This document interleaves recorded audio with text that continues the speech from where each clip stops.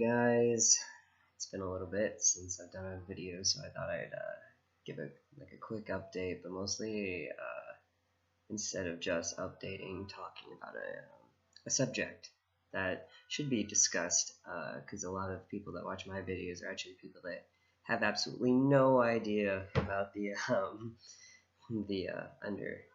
undertakings of LGBTQ plus type situations, things we deal with every day. So what I wanted to talk about today was dysphoria.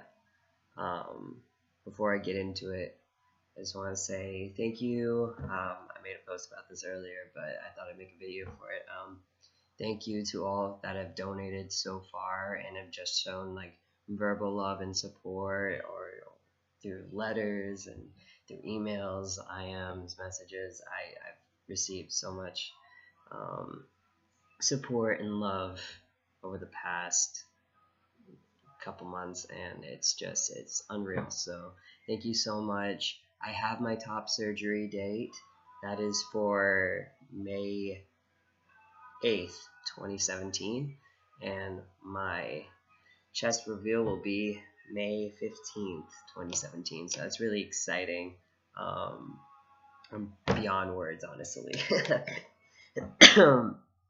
Fighting off getting sick. Anyways, dysphoria. Reasonings for a lot of things.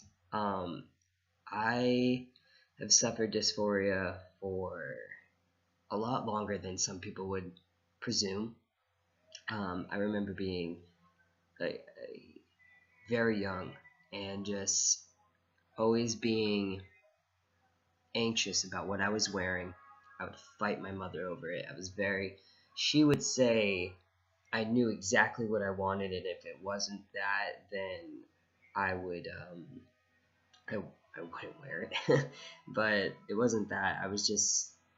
I wasn't connecting to anything that associated to my assigned gender for clothing. So I was picky when it came to my clothes. So my mom always gave me time to go through stuff, and if she picked stuff out herself, it was because she knew how I had picked before. When my stepmother tried to buy me clothes once, I remember I had a mental breakdown because she had bought something that was pink, and it was not insulting, but it just gave me so much anxiety as a child, seeing something that people associated with my assigned gender given actually to me, and I didn't know how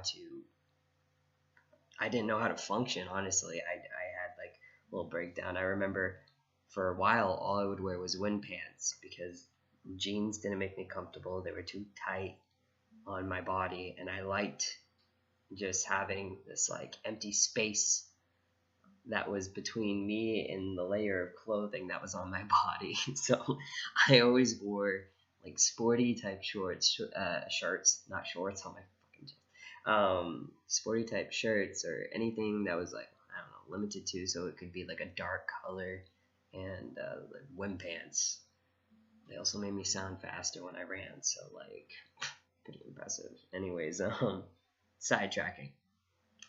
I've suffered from dysphoria for a very long time, and I became just increasingly dysphoric as time came. I remember having like a mental breakdown the first time my mom showed me a bra.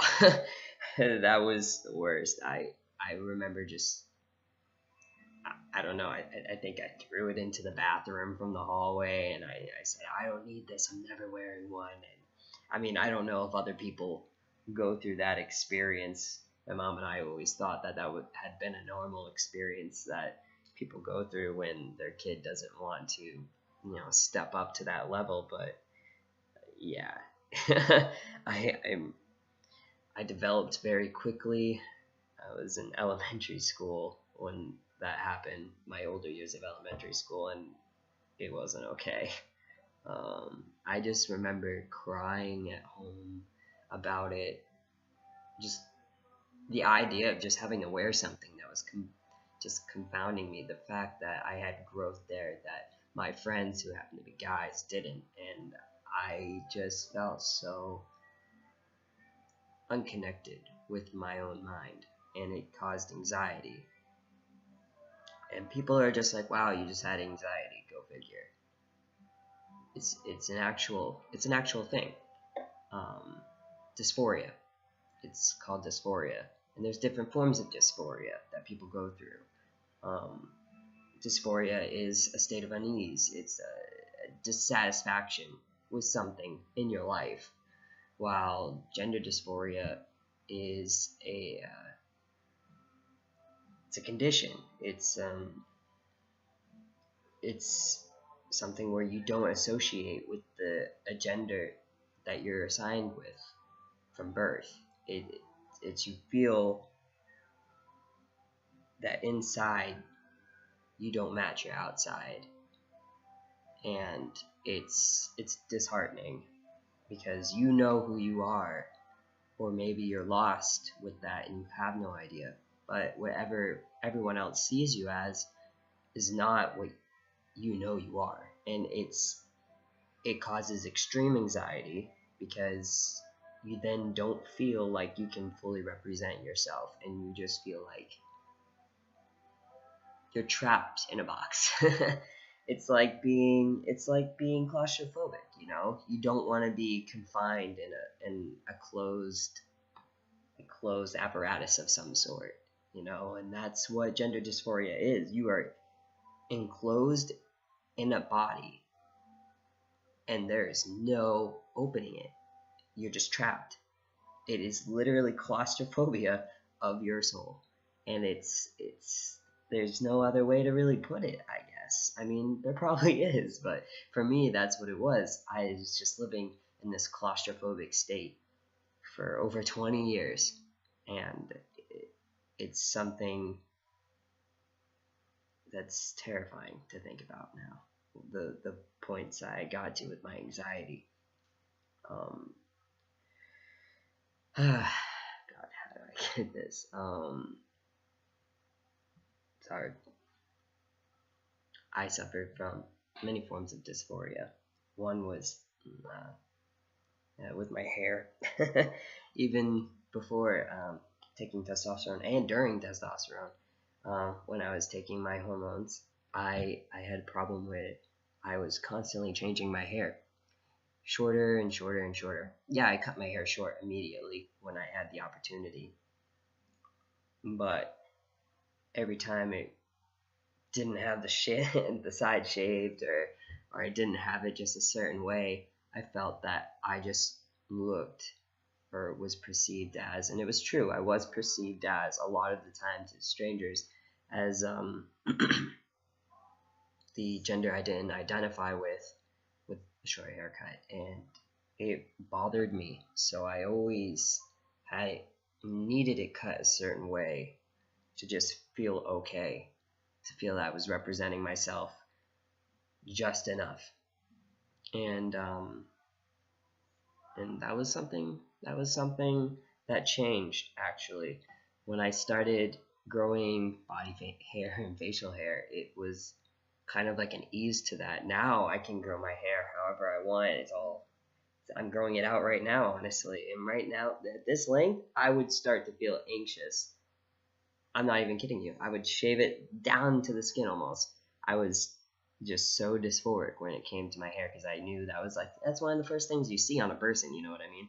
And that was important to me, so I always was really conscious of it. And now it's like I'm so easy going with it because I feel that I match with my gender identity just now, just as a person, and I'm very comfortable with myself, and my anxiety is just dissipated to almost nothing now. And I know my hormone levels are finally good, so I haven't been having the in and out like menopausing, I guess.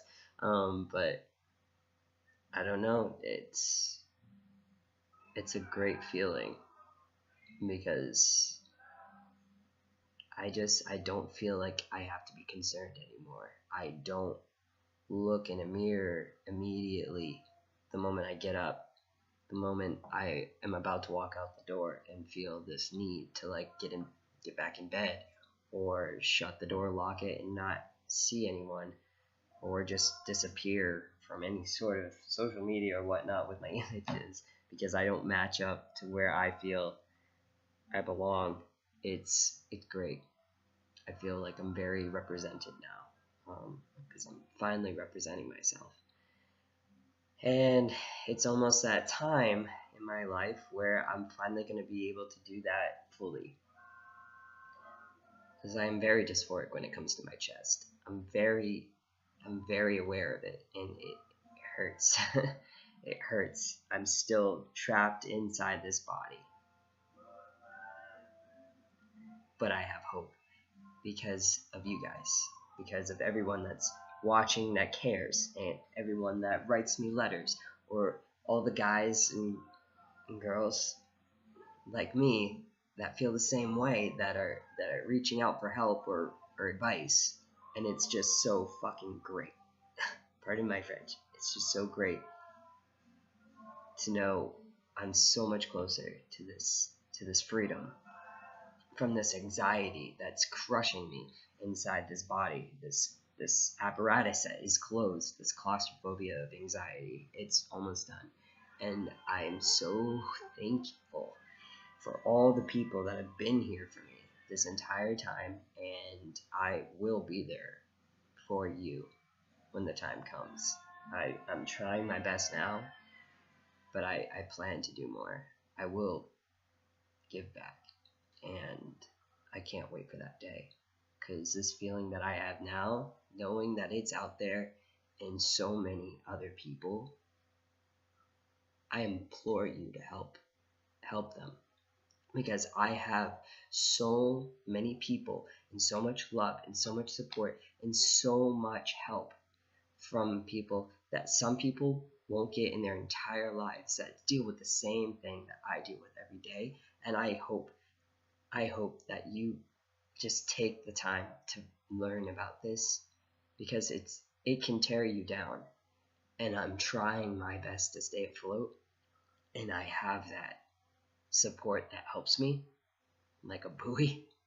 But some people are drowning in it right now, and they need your help, and I feel connected with it, so I will. But maybe if you feel that this is something that you're looking to give back to or learn more about, or just feel very strongly about it, I encourage you to look up this information, to look up people that need help, and give back, even if it doesn't even relate to you, because it's a terrible thing and people suffer from it every day. And just imagine you not feeling like you've ever come out of a box and you're claustrophobic, because that is body anxiety, that is gender dysphoria, that is dysphoria, and dysphoria is a terrible thing. And a lot of people, it's not even related to gender. There are some people that have it with different things, and it's out there for everyone. So even if it doesn't relate to something like me, if it's a different type of dysphoria, please learn about it. Take the time to give back and help someone in need. It's definitely not talked about enough. So before I get too emotional, I was getting into it really. Whew. I don't do these very often, so before I get too long with this video, thank you so much for everyone that's been here with me. I will keep you updated day by day. Well, I guess not day by day, but I will keep you updated as much as I can. And 2017 is going to be a good year. So, bye guys. Thanks.